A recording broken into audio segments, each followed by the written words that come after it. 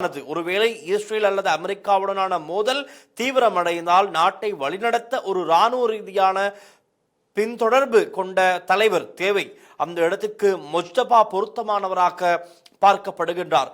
சில ஆண்டுகளுக்கு முன்பு வரை அவர் ஒரு நடுத்தர அளவிலான மதகுருவாகவே பார்க்கப்பட்டார். ஆனால் சமீப காலமாக அவர் அயத்துல்லா என்ற உயர் நிலையை எட்டியுள்ளதாக, அதாவது அயத்துல்லா என்பது ஒரு பதவி, ஒரு உயர் மரியாதைக்குரிய பதவி, அந்த உயர் நிலையை எட்டியுள்ளதாக அவரது ஆதரவாளர்கள் முன்னிறுத்துகின்றனர். இது அவர் உச்ச தலைவராவதற்கு தேவையான மிக முக்கியமான தகுதியாகும் என்றும் சொல்லப்படுகின்றது.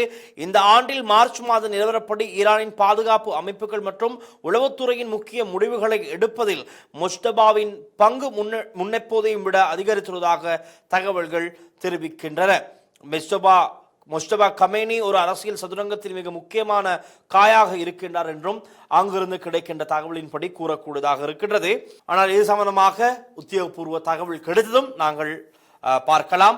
ஆனால் இப்பொழுது இந்த பதில் தாக்குதல் இடம்பெறுகின்றது. பல நாடுகள் இதனால் பாதிப்புக்குள்ளாகின்றது.